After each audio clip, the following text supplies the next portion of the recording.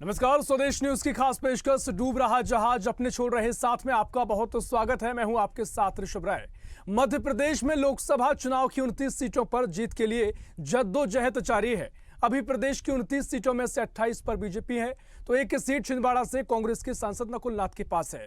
अब बीजेपी किसी भी सूरत में 29 सीटें जीतकर पीएम मोदी की झोली में डालना चाहती है। ऐसे में कैसे भी कर छिंदवाड़ा पर बीजेपी के तमाम दिग्गजों का फोकस बना हुआ है। किसी भी सूरत में छिंदवाड़ा सीट बीजेपी अपने खाते में करना चाहती है और यही वजह है कि एक एक कर छिंदवाड़ा के कांग्रेस नेताओं और कार्यकर्ताओं को बीजेपी में शामिल किया जा रहा है, या यूं कहें कि कमलनाथ और नकुलनाथ का साथ छोड़कर वहां के कांग्रेसी नेता बीजेपी में शामिल हो रहे हैं। बता दें कि लोकसभा चुनाव से पहले छिंदवाड़ा में 2000 से ज्यादा छोटे बड़े नेता कमलनाथ और नकुलनाथ का साथ छोड़कर बीजेपी में शामिल हो चुके हैं। अब सवाल यही उठता है कि आखिर इसी तरह से कमलनाथ और नकुलनाथ का साथ छोड़कर यदि कांग्रेसी बीजेपी में शामिल होते रहे तो कहीं कांग्रेस अपना गढ़ कही जाने वाली सीट छिंदवाड़ा को कैसे बचा पाएगी। दरअसल आज ही कांग्रेस नेता और छिंदवाड़ा महापौर विक्रम महाके अपने समर्थकों के साथ भोपाल पहुंचे और सीएम मोहन यादव, वीडी शर्मा की मौजूदगी में बीजेपी में शामिल हो गए हैं। छिंदवाड़ा मेयर विक्रम महाके पूर्व सीएम कमलनाथ के बेहद खास माने जाते थे। अब लोकसभा चुनाव में पहले कमलनाथ और नकुलनाथ को उनके अपने ही झटके पर झटके दे रहे हैं। बीजेपी कमलनाथ के गढ़ में लगातार सेंधमारी कर रही है और नाथ अकेले पड़ते जा रहे हैं, लेकिन सबके पीछे वजह और क्या क्या है यही सब जानने की कोशिश करेंगे। हमारे साथ गेस्ट भी जुड़ेंगे, लेकिन पहले हम बयान सुना लेते हैं किसका क्या कुछ कहना है। आदरणीय मोदी जी, आदरणीय मोहन यादव जी के नेतृत्व में बढ़ रहा है और सभी वर्गों को एक साथ लेने का काम, सर्वस्व विकास, सबके साथ सबका विकास के रूप में काम करने को लेकर आदरणीय मोदी जी और हमारे प्रदेश के मुखिया आदरणीय मोहन यादव जी चल रहे हैं। तो हम उनके कार्यों से, उनकी रीति नीतियों से, उनकी जन कल्याणकारी योजनाओं से प्रभावित होकर हमने भी उनके साथ कदम से कदम मिलाकर चलने का, उनके नेतृत्व में काम करने का डिसीजन लिया और मुझे खुशी इस बात की है कि उन्होंने शहर अपने परिवार में हमें स्थान दिया। इसके लिए मैं उनका आभारी हूँ। निश्चित तौर पर छिंदवाड़ा इस बार कमल का फूल खिलेगा और वहां से लोकसभा के प्रत्याशी विवेक बंटी साहू जी संसद के रूप में जीत कर जाएंगे। तो मैं छिंदवाड़ा के महापौर विक्रम महाके जी और नगर निगम के अध्यक्ष, कई पार्षद जो आज भारतीय जनता पार्टी की सदस्यता ग्रहण की है, उनका मैं स्वागत करता हूं भारतीय जनता पार्टी परिवार में। और हमने पहले ही कहा था कि छिंदवाड़ा के अंदर कमलनाथ अब एक्सपोज हो गए। इनकम टैक्स डिपार्टमेंट की रिपोर्ट के अंदर कांग्रेस कार्यालय से लेकर के कमलनाथ का आवास तक भ्रष्टाचार में लिप्त है। छिंदवाड़ा में कमलनाथ जी ने बहुत गड़बड़ की है और जिससे कि कल नकुलनाथ जी ने अपमान किया था आदिवासी अंचल का और गौंड समाज के राज परिवार के हराई के विधायक कमलेश साहू जी का, जिस ढंग से उनने बेईमान, गद्दार आदिवासियों को इसी शब्द बोलना ही तो शोभा नहीं देता है। इसी बात से आहत होकर के छिंदवाड़ा महापौर हमारे विक्रम भाई, उनने कहा कि मुझे ऐसी पार्टी में नहीं रहना जहां आदिवासियों का अपमान होता है। तो आज वो मैं अपनी कांग्रेस पार्टी को छोड़ करके भाजपा में वो ज्वाइन हो गए। आदिवासी लोग भोले भाले होते हैं, सरल स्वभाव के होते हैं, दुश्मनी एक दूसरे से नहीं रखते, गद्दार नहीं होते, बिकाऊ नहीं होते। लेकिन आप ही के चुने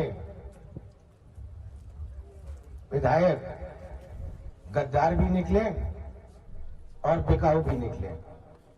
तो मैं आज आपसे पूछना चाहता हूं, क्या आप उन्हें माफ करेंगे?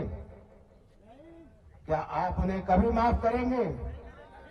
आने वाले लोकसभा चुनाव में अगर इस गांव ने एक तरफा वोट दिया तो मैं मान लूंगा कि आपने उन्हें कभी माफ नहीं किया। और इसलिए आपको ज्ञान नहीं देना, पर यही कहना चाहता हूं, मेरी आखिरी सांस तक मैं अपना जीवन छिंदवाड़ा को समर्पित करता हूं। आदरणीय मोदी जी, आदरणीय मोहन। तो नाथ के गढ़ में लगातार बीजेपी की सेंधमारी जारी है और लगातार तमाम बड़ी संख्या में जो नेता हैं वो भारतीय जनता पार्टी का दामन थाम रहे हैं।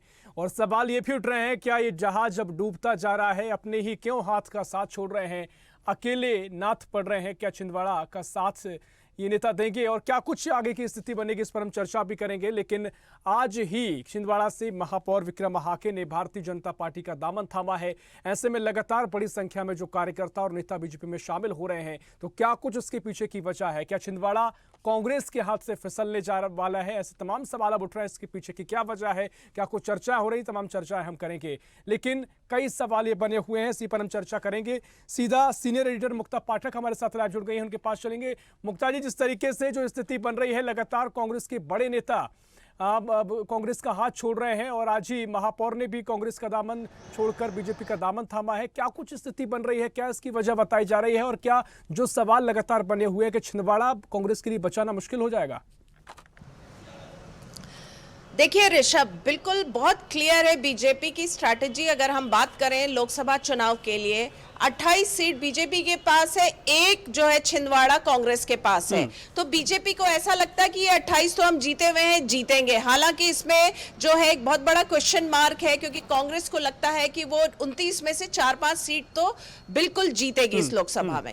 लेकिन बीजेपी का ये मानना है कि हम 28 तो हमारे पास है, जीते हुए हैं, एक जो बस है। तो उनका पूरा फोकस इस लोकसभा में छिंदवाड़ा में है कि छिंदवाड़ा का किला जो है उसको कैसे भेदा जाए। तो उसको लेके सारी रणनीति बनाई जा रही है, और उसमें जो सबसे बड़ा जो सबसे बड़ी जो स्ट्रैटेजी वो यही है कि छिंदवाड़ा के किले को ढाने में अगर उनके सारे जो लोग हैं वो एक एक करके अगर बीजेपी का दामन थाम ले तो अपने आप जो है वो किला ढह जाएगा। आप देखिए, जो पूर्व मुख्यमंत्री कमलनाथ के जो सालों से, लगभग 3 दशक से जो नजदीकी हैं, वो एक एक करके उनसे दूरी बना रहे हैं और बीजेपी में आ रहे हैं। अब महापौर आज आ गए, इससे पहले और भी कितने उनके करीबी थे वो आ गए। दीपक सक्सेना ने उनसे दूरी बना ली है, उनके बेटे ने बीजेपी का दामन थाम लिया है। दीपक सक्सेना ने उनके लिए 2018 में अपनी विधानसभा की सीट भी छोड़ी थी पूर्व मुख्यमंत्री कमलनाथ के लिए। इतने नजदीकी रहे। तो आप ये देखिए किस तरह से बीजेपी स्ट्रैटेजी वाइज जो है तरीके से काम कर रही है, और उनको लगता है कि हम जो उनके जितने भी करीबी हैं उनको दूर कर देंगे तो उनके पास कोई उनका करीबी नहीं बचेगा। क्योंकि देखिए 2002 पिछले 2 लोकसभा चुनाव की अगर हम बात करें तो अंतर भी जो है वो घट गया है। 1 लाख से 37,000 में आ गया। तो ये भी एक चीज जो है बीजेपी को उत्साहित कर रही है। तो लगातार बीजेपी इसी रणनीति के तहत काम कर रही है। तमाम नेताओं को रोकने में असफल साबित हो रही है, क्यों ये नेता कांग्रेस के तमाम प्रयास के बाद भी पार्टी का दामन छोड़ रहे हैं? जी बिल्कुल, अहम सवाल है कि क्यों ये सारे नेता छोड़ रहे हैं। देखिए, ये तो एक आम धारणा है कि जब जहाज डूब रहा होता है तो सबसे पहले कौन भागता है? वो लोग भागते हैं जो अपने आप को बचाना चाहते हैं।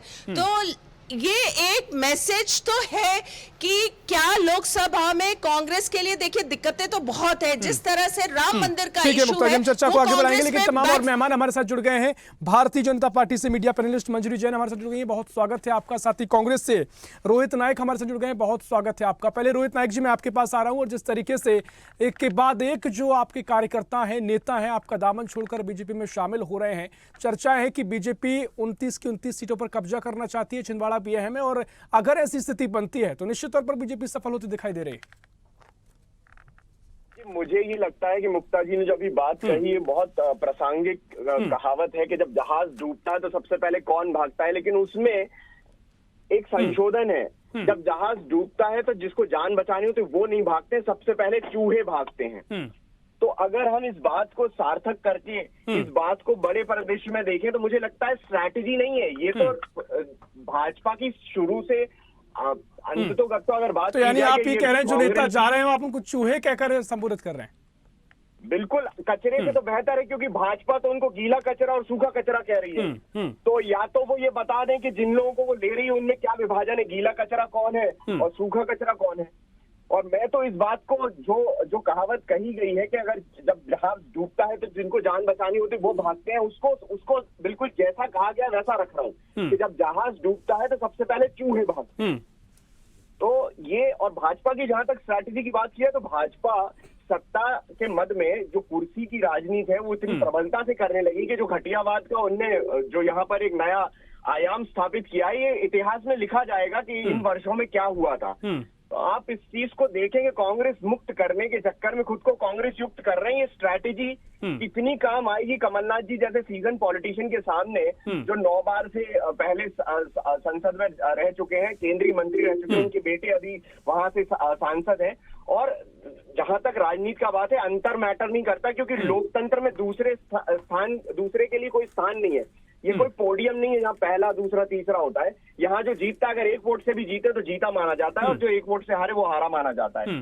लेकिन ये स्ट्रैटेजी के बीजेपी अगर सोच रही है कि इन लोगों को लेकर कमलनाथ जी को कमजोर कर देगी, मुझे लगता है एक सिंपैथेटिक वेव, क्योंकि उन्होंने 40-45 साल अपने जीवन के वहां दिए हैं, और ये सिंपैथेटिक वेव ऐसा ना हो कहीं कि जो भाजपा के कार्यकर्ता उन्हीं में होड़ लग जाए कि अब कांग्रेस चुनाव लड़ेगी या भाजपा चुनाव लड़ेगी, क्योंकि हो तो पूरी कांग्रेस युक्त गई है भाजपा। ठीक है, देखिए तमाम सवाल हम बीजेपी से करेंगे, लेकिन रोहित जी, तमाम अगर ये नेता अगर लगातार आपका दामन छोड़ रहे हैं तो निश्चित तौर पर देखिए नुकसान तो आपका, तमाम बातें कर लीजिए, लेकिन चुनाव नजदीक भी है और बड़ी संख्या में जिन पर जनता का भरोसा कमलनाथ के साथ नेताओं पर भी था, अगर वही बीजेपी में चले जा रहे हैं तो निश्चित तौर पर उनके साथ भी तमाम बड़ी संख्या में आपका वोटर वर्ग जाएगा और आपको पूरा इसका नुकसान उठाना पड़ेगा। मुझे लगता है कि कार्यकर्ता महत्वपूर्ण होता है, क्योंकि कार्यशैली में नेता केवल अपनी स्ट्रेंथ पे चुनाव नहीं लड़ सकता, लेकिन जब धड़ा कमलनाथ जी जितना बड़ा हो तो मुझे लगता है ये सारी चीजें गौण हो जाती हैं, क्योंकि जिस तरह की परिस्थितियां आज के समय निर्मित है, आप जीते जीते चुनाव हरवा रहे हो, आप सत्ता में स्टेट को कंट्रोल कर रहे हो, स्टेट मैटर्स चेंज कर रहे हो, फंड रोक रहे हो, आप हॉर्स ट्रेडिंग कर रहे हो, ये सारी चीजें भी तो सबके सामने ही है। आप कितना क्या किसको आत्मसात कर पाओगे और कितना क्या पॉलिटिकल एडजस्टमेंट उनके तहत कर पाओगे, ये भी तो एक बहुत महत्वपूर्ण प्रश्न है। आप जो मेयर बने थे उनको फिर से क्या मेयर बना दोगे? अगर ये बात तय हुई है तो फिर बात ठीक है। तो रोहित जी, वो तो ये सोचकर वो भी गए हैं ना कि हम अब क्या कुछ भूमि उन्होंने समर्पण कर दिया है, वो कह रहे हैं कि जो भी भूमिका में भारतीय जनता पार्टी रखेगी कार्यकर्ता की तरफ से वो काम करेंगे। खैर, चर्चा को हम आगे बढ़ाएंगे। मंजरी जैन जी, मैं आपके पास आ रहा हूँ। कांग्रेस अब ये कह रही है कि कांग्रेस मुक्त करने के चक्कर में बीजेपी कांग्रेस युक्त होती जा रही है, कहीं आप ही को नुकसान ना हो जाए? ये कांग्रेस युक्त मुक्त वाली बात नहीं, बात ये है कि भारतीय जनता पार्टी एक विचारधारा के लिए काम करती है, और वो विचारधारा क्या है? वो विचारधारा हमें राष्ट्र प्रथम है, राष्ट्र को परम तक ले जाना है, सांस्कृतिक राष्ट्रवाद की हमें पुनः स्थापना करना है, हमारी धर्म और संस्कृति की भी रक्षा करना है, हमारे देश को विकास की गति प्रदान करना है, जो कि पिछले 10 सालों में हमको देखने को मिली है, उसे और आगे ले जा सकते हैं। हम पिछले अगर हम देखते हैं तो हम आज 5वीं अर्थव्यवस्था के रूप में विश्व में स्थापित हो चुके हैं, अब तीसरी अर्थव्यवस्था की तरफ हम बढ़ रहे हैं। हम गरीब कल्याण के लिए काम कर रहे हैं, हम जो हमारे देश के लिए मजबूती प्रदान करे, चाहे वो युवा हो, चाहे महिला हो, किसान हो, हर वर्ग के लिए, चाहे वो आदिवासी हो, हर वर्ग के लिए आज हम काम कर रहे हैं। तो हमें अपने देश को कैसे सशक्त करना है, उस विचारधारा के लिए काम करते हैं, और उस धारा से प्रभावित होकर, माननीय मोदी जी की गारंटी और उनकी नीतियों से प्रभावित होकर यदि कोई व्यक्ति भारतीय जनता पार्टी में आना चाहता है और वो काम करना चाहता है राष्ट्र के लिए, देश के लिए, देश के पुनर्निर्माण के लिए, तो उसका स्वागत है। अब इसमें युक्त और वाली बात इसलिए नहीं आती है क्योंकि कांग्रेस युक्त भाजपा कभी हो नहीं सकती, क्योंकि कार्यकर्ता का निर्माण होता है भारतीय जनता पार्टी के अंदर, और हर कार्यकर्ता इतना छोटा नहीं होता कि वो प्रधानमंत्री नहीं बन सकता, और प्रधानमंत्री अपने आप को इतना बड़ा नहीं मान सकते, वो भी अपने आप को कार्यकर्ता की हैसियत में ही देखते हैं। हर कार्यकर्ता तो ये कह रहे हैं जो महापौर से यहाँ अगर बीजेपी में शामिल हो रहे हैं, क्या महापौर का पद उनको वहां मिलेगा, या फिर किसी तरह से जो नेता जिस पद से छोड़कर कांग्रेस को जा रहा है, क्या वो पद उसको बीजेपी में आने के बाद मिलेगा? देखिए, पद के लिए राजनीति नहीं की जाती, मैं आपको वही स्पष्ट कर रही हूँ कि हर कार्यकर्ता की एक भूमिका होती है, और उस कार्यकर्ता को किस भूमिका में पार्टी काम देती है, वो किस लायक समझती है, तो उसको वो काम दिया जाता है। हर कार्यकर्ता के लिए काम, हर काम के लिए कार्यकर्ता, ये भारतीय जनता पार्टी एक काम करने का तरीका है, कार्य पद्धति है। ठीक है, देखिए मैं मुक्ता जी के पास आऊंगा, लेकिन मंजरी जी, एक आरोप ये भी कि हॉर्स ट्रेडिंग हो रही है, लगातार जो एजेंसियां दुरुपयोग किया जा रहा है, कांग्रेस ये आरोप लगाती आई है, और रोहित जी ने भी बातें दोहराई, मैं इस पर भी एक प्रतिक्रिया आपकी चाहूंगा। देखिए, कांग्रेस जो है उनको समझ में आ गया है, उनकी ये बौखलाहट बताती है कि उनको हार किन किन बिंदुओं पर फोड़ना है। आप ये बताइए, ईडी, सीबीआई किन लोगों के ऊपर छापा मार रही है? ये तो एक न्यायिक प्रक्रिया है। आपको यहाँ की भारत के लोकतंत्र पर, भारत की न्याय प्रक्रिया पर, भारत के प्रशासन पर आपको विश्वास ही नहीं है। अगर वही वही न्यायालय, वही प्रणाली यदि पंजाब में होती तो वो सही है, कर्नाटक में होती सही है, यदि वही आपके नेताओं पर होती जो कि भ्रष्ट है। अब गांधी परिवार आज पूरा भ्रष्ट है, जो कि जमानत पर घूम रहा है। जो नेता, मोदी जी की गारंटी है कि ना खाऊंगा नहीं खाने दूंगा, उनका इतना बड़ा कार्यकाल भारतीय जनता पार्टी में रहा और उसके बाद वो सरकार में रहे, मुख्यमंत्री रहे, प्रधानमंत्री है पिछले 10 सालों से उनके ऊपर एक भी ऐसा आरोप नहीं है जो भ्रष्टाचार का हो। तो मैं समझती हूँ कि उनका जो कहना है कि ना मैं खाऊंगा ना खाने दूंगा, और हर खाने वालों को जेल की सलाखों के पीछे पहुंचाने का काम ठीक है। क्विक रिएक्शन रोहित जी आपका भी। हम इस देश में राम राज्य की स्थापना करना चाहते हैं, और राम राज्य की स्थापना कैसे होगी? वो ऐसे ही होगी कि यहाँ भ्रष्टाचार खत्म होगा, हर गरीब के पर छत होगी, हर गरीब की थाली में भोजन होगा, हर माता बहन के हाथ में काम होगा, हर युवा के काम होगा। ठीक है अमन जी, आपने अपनी बात रख ली। रोहित जी क्विक रिएक्शन आपका। ठीक है, संपर्क शायद उनसे नहीं हो पा रहा है, मैं उन पर लौटूंगा, लेकिन मुक्ता जी मैं आपके पास आ रहा हूं। अब भारतीय जनता पार्टी जरूर ये कहती है कि कांग्रेस के तमाम नेता भी अगर बीजेपी में आते हैं तो कार्यकर्ताओं को निर्माण होता है और एक प्रक्रिया पूरी है जिसके चलते पार्टी आगे बढ़ती है। लेकिन हमने विधानसभा चुनाव में आपने देखा, कवरेज भी की, जब सीटों के बंटवारे की बात आई तो तमाम ऐसे नेता जो कांग्रेस से बीजेपी में शामिल हुए थे, विरोधाभास शुरू हुए, पार्टी में भी तरह तरह की अंतर्कलह बढ़ी, तमाम नेताओं ने भी पार्टी का दामन छोड़ा। तो क्या वो स्थिति लोकसभा में आगे बन सकती है, या फिर जो लगातार बीजेपी कहती आई है कि कितने भी कार्यकर्ता नेता आते हैं तो भारतीय जनता पार्टी का कुनबा लगातार बढ़ रहा है, विचारधारा को वो समाहित हो रहे हैं और लगातार उस तरीके से बीजेपी आगे बढ़ रही है, किसी तरह की परेशानी इसमें बीजेपी के लिए नहीं है? देखिए, इस वक्त जो स्ट्रैटेजी है वो यही है कि उसको कमजोर किया जाए, छिंदवाड़ा सीट किसी तरह छीना जाए। तो लगातार वो कमलनाथ और उनके बेटे नकुलनाथ की जो स्ट्रेंथ है वो कमजोर कर रहे हैं, सारे नेताओं को बीजेपी में शामिल कर रहे हैं। यहाँ पे मैं एक बात बताना चाहूंगी, निर्मला सीतारमण से अभी रिसेंटली पूछा गया था कि लगातार आप बीजेपी जो है कांग्रेस के नेताओं को ले रही है, तो बोले हाँ वेलकम है, आ जाए।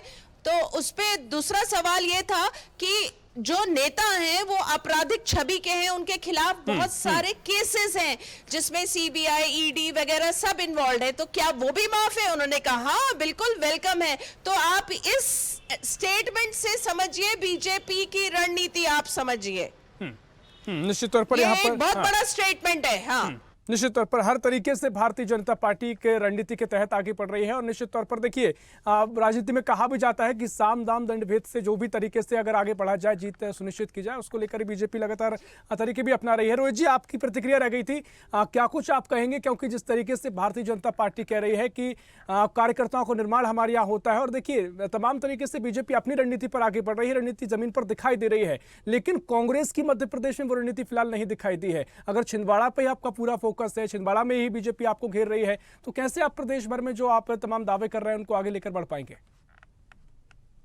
लोकसभा का चुनाव जो है वो परसेप्शन का चुनाव है, ये गली गली लड़ने वाला चुनाव नहीं है, क्योंकि एक लोकसभा में, लेकिन छिंदवाड़ा में ही कांग्रेस गिर गई है ना रोहित जी? जी, छिंदवाड़ा में आप जरूर कह रहे हैं कि गली गली का चुनाव नहीं है, लेकिन छिंदवाड़ा पर ही पूरा फोकस कांग्रेस का दिखाई दे रहा है, क्योंकि भारतीय जनता पार्टी ने ऐसे तरीके से जो रणनीति अपनाई है उसके चलते आप लगातार छिंदवाड़ा में ही पूरी रणनीति पर काम करते दिखाई दे रहे हैं। प्रदेश में वो स्थिति नजर नहीं आ रही है। ऐसा बिल्कुल नहीं है, समावेशित रूप से पूरी सीटों पर एक सा चुनाव लड़ा जाएगा। बीजेपी का फोकस जरूर केवल इस तरफ है कि एक सीट जो कांग्रेस के पास है उसको छीन ले। मुक्ता पाठक जी ने बहुत अच्छी शब्दावली का प्रयोग किया कि बीजेपी चाहती है कि ये सीट छीन ले। छीनने में और जीतने में बहुत अंतर है। लोकतंत्र और गैर लोकतंत्र का सबसे बड़ा अंतर है कि आप जनता की के मत से जीतोगे या छीनोगे। तो छीना झपटी की तो राजनीति शुरू हो ही चुकी है और जितना पतन हो चुका है, इसीलिए छीना झपटी का क्या फॉर्मूला क्या होता है? वो तो लोग चुनाव होते हैं, वोटिंग होती है, जनता का वोट पड़ता है, तभी तो कैंडिडेट आगे बढ़ता है। इसमें आप छीना झपटी अगर कह रहे हैं तो मुझे थोड़ा समझाएं कैसे छीना झपटी का आगे बढ़ाती है बीजेपी? देखिए, आज की तारीख में 12वीं में जो एक पीसीएम लिया हुआ बच्चा है वो बता रहा है कि किस तरीके से ईवीएम्स को हैक किया जा सकता है। हम नहीं बोल रहे हैं कि ईवीएम हैक हो ही रही है, लेकिन पत्रकारिता से लेकर, कवियों से लेकर, बच्चों से लेकर, नौजवान से लेकर हर आदमी को संशय तो है ही कि जिस देश में ये प्रणाली चालू हुई थी उस देश ने प्रणाली बंद कर दी। ये फिक्सेटेड क्यों है इस बात को लेकर? दूसरी बात, अब जब लेकिन बहुत खेलने कांग्रेस की बात राज्य में करते ही हैं, जहां तक मुझे जानकारी है ईवीएम की शुरुआत हुई और उस तरीके से तो फिर आपके अपने देखिए, कई अपने आप पर भी आरोप लगते हैं। ऐसे तो जीएसटी की शुरुआत हमने करी, यूपीआई की शुरुआत हमने करी, पीएसयूज की शुरुआत हमने करी, एम्स हमने डाले, एजुकेशन इंस्टीट्यूट हमने डाले।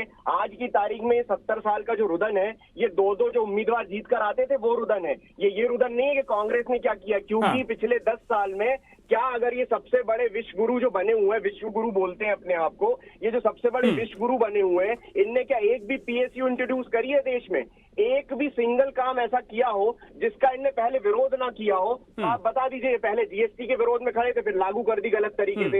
ये एफडीआई के विरोध में खड़े थे, फिर उसको ले आए। ये इनने जो मनरेगा की स्कीम थी उसके अगेंस्ट बात करी थी। इनने आधार, ठीक है, समय भी हमारे पास कम है। मंजरी जी, मैं आपके पास आ रहा हूँ। भारतीय जनता पार्टी चुनाव जीतना नहीं, जो सीटें हैं वो छीनना चाहती है, ऐसे तमाम आरोप हैं। और जो ईवीएम का मुद्दा है वो लगातार उठता आया है और इसको लेकर कांग्रेस अब और ज्यादा मुखर होती दिखाई दे रही। देखिए, लोकतंत्र में जनता भगवान होती है और जो इस तरीके के शब्दों का उपयोग कर रहे हैं, शब्दावली का उपयोग कर रहे हैं, मैं समझती हूँ ये उनके कार्यकाल में होता होगा। जैसे कि 1975 का जो 25 जून 1975 का जो काला दिन है, वो इतिहास जो है वो सबने देखा है। तो ये वो पार्टी से आते हैं तो ये इस तरीके की शब्दावली का उपयोग करते हैं। मैं समझती हूँ भारतीय जनता पार्टी में और मोदी जी में जनता का विश्वास है, और न सिर्फ की जनता का विश्वास है, पूरा विश्व आज मोदी जी की तरफ देखता है, भारत के प्रधानमंत्री की तरफ देखता है। यदि विश्व में कोई घटना घटित होती है तो पूरी दुनिया देखती है कि भारत के प्रधानमंत्री का क्या स्टेटमेंट आता है। मैं समझती हूँ कि जिस तरीके से भारतीय जनता पार्टी की सरकार ने काम किया है, निश्चित तौर पर जनता में वो विश्वास जगा है। और आज जो इनकी बौखलाहट है और हताशा है वो दिखाती है कि ईवीएम के ऊपर ये ठीकरा फोड़ना चाहते हैं। अभी से इन्होंने ईवीएम का जो है वो विलाप करना शुरू कर दिया है। और रही छिंदवाड़ा की बात, तो देखिए, परिवारवाद इन पर हमेशा हावी रहा है, वही छिंदवाड़ा में भी रहा। परिवार बचाओ, यदि कमलनाथ जी को सांसद का चुनाव लड़ना है तो या तो खुद लड़ लेंगे या बेटे को लड़वा देंगे, विधानसभा का पत्नी को लड़वा देंगे, नगर पालिका का बहू को लड़वा देंगे। लेकिन भारतीय जनता ठीक है मंजरी जी, देखिए समय हमारे पास कम है, लेकिन लोकसभा चुनाव का समय भी अब कम बचा हुआ है। क्या आगे भी यही स्थिति छिंदवाड़ा में आप देख रहे हैं? क्या आगे भी जो आपकी रणनीति है और भी कार्यकर्ता नेता बीजेपी में शामिल होंगे? वही मैं आपको उसी का जवाब दे रही थी कि अब कांग्रेस के कार्यकर्ता भी ये समझ चुके हैं कि एक परिवार तक ही सीमित रह गई है कांग्रेस पार्टी, और उनको सिर्फ परिवार का विकास करना, भ्रष्टाचार का बचाव करना है। भ्रष्टाचार में अकांत डूबी पार्टी है और इसलिए इनके कार्यकर्ताओं का आज कांग्रेस से जो है मोह भंग हो चुका है। भारतीय जनता पार्टी की विचारधारा और उसमें उनका विश्वास है, मोदी जी में विश्वास है। रोहित जी, एक समय का मैं क्विक रिएक्शन आपका। रोहित जी ज्वाइन कर रहे हैं और निश्चित तौर पर इनने 10 साल की बात करी कि 10 साल में समावेशित रूप से विकास किया गया। ये कह रही कार्यकर्ताओं का विकास होता है। मैं भी मानता हूं कि भाजपा में केवल कार्यकर्ताओं का विकास होता है, क्योंकि आम जनता को तो कुछ नहीं मिल रहा है। तो मुझे लगता है इनका स्टेटमेंट बिल्कुल सही है, आम जनता को कुछ नहीं मिल रहा है और कार्यकर्ताओं का विकास हो रहा है। जहां तक 10 साल की बात है, ये तीसरी पायदान पे पहुंचने की बात कर रहे हैं। ये जो आगे के 4 पायदान है जहां पर हम इकोनॉमी की बात करते हैं, ये किसको पीछे छोड़ देंगी? चाइना को पीछे छोड़ देंगे। ठीक है, समय बिल्कुल कम बचा है। मुक्ता जी, आखिरी प्रतिक्रिया आपकी, क्या इन मुद्दों के साथ कांग्रेस आगे बढ़ती है? कुछ फायदा इसका मिलेगा? जनता के बीच पहुंचेगी कांग्रेस? का विश्वास भारतीय जनता पार्टी में, मैंने ये कहा है, विकास की बात नहीं की। आप किस तरफ ले जा रहे हैं डिबेट को? पहले ध्यान से सुनिए, इसके बाद बोलिए।